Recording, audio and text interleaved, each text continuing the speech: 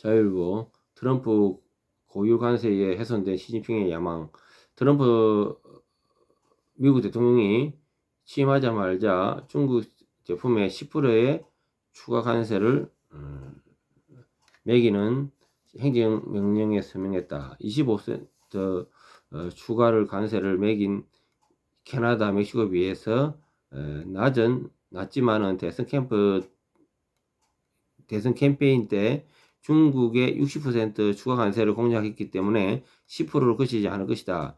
트럼프 취임은 이미 어려움에 처한 중국 정부의 정책을 더욱 복잡하게 만들었다. 중국 중앙은행인 인민은행은 정책적 딜레마에 빠져있다. 중국의 심각한 금융 경제 문제를 완화하기 위해서 금리를 낮추고 금융시장에 풍부한 융통을 공급하는 등 경기 부양적 통화 정책이 필요하다.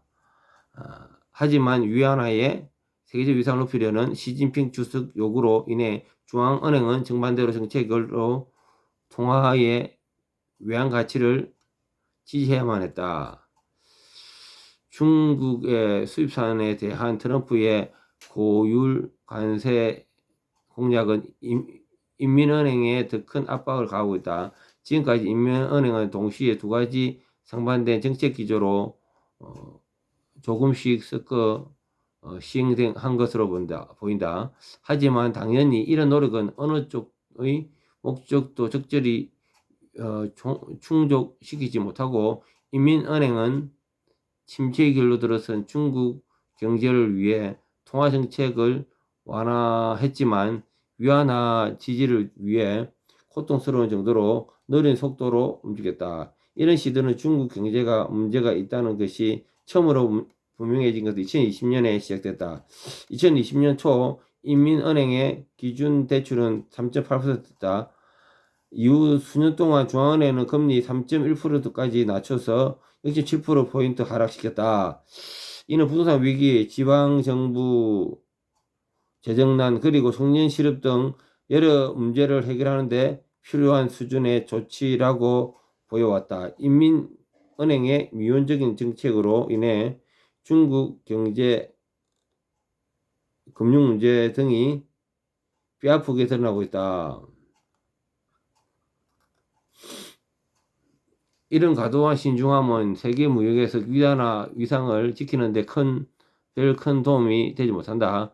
특히 같은 기간 미국 연방준비제도가 연방기금 금리를 2%포인트가 올리면서 위안화 보유가 달러 보유가 더 유리한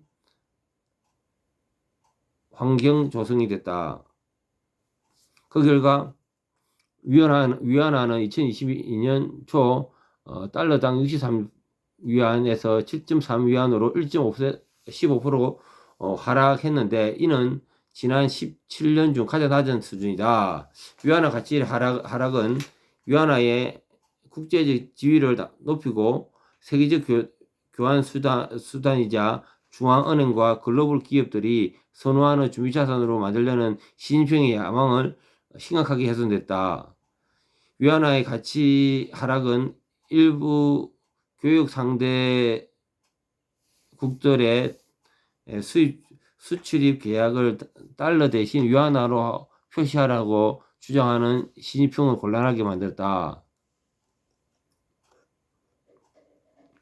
중국 이른바 블릭스의 다른 회원국들이 브라질, 러시아, 인도, 남아프리카 공화국 등 무역과 국제금융 기반으로 위안화 등 미국 달러의 대안을 개발하고 노력해왔다. 하지만 위안화 가치 하락으로 인한 노력도 심각한 차질이 빚었다.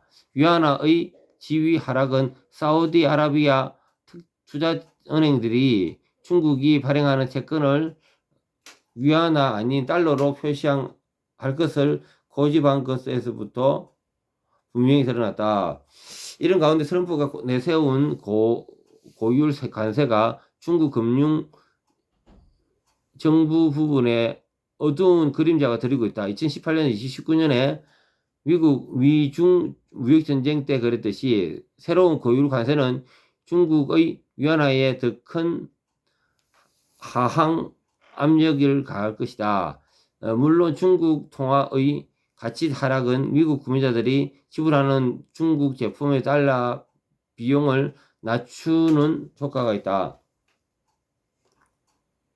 그 결과 고율 관세가 불구하고 중국의 수출은 계속 유지될 것이다. 6년 전에도 그랬고, 하지만 중국의 생산자들은 자신들의 제품에 대해 더 적은 달러를 받게 될 것이므로 통화 가치 하락은 수익 이윤 글로벌 자산의 감소로 나타날 것이다.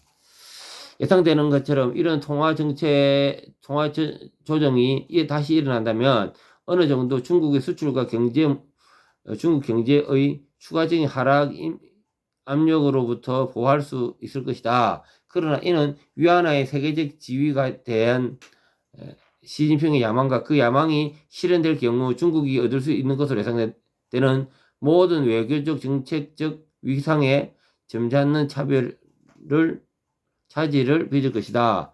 그리고 인민은행은 여전히 어려움에 처한 중국 경제를 끌어안고 힘겨운 실험을 해야 한다.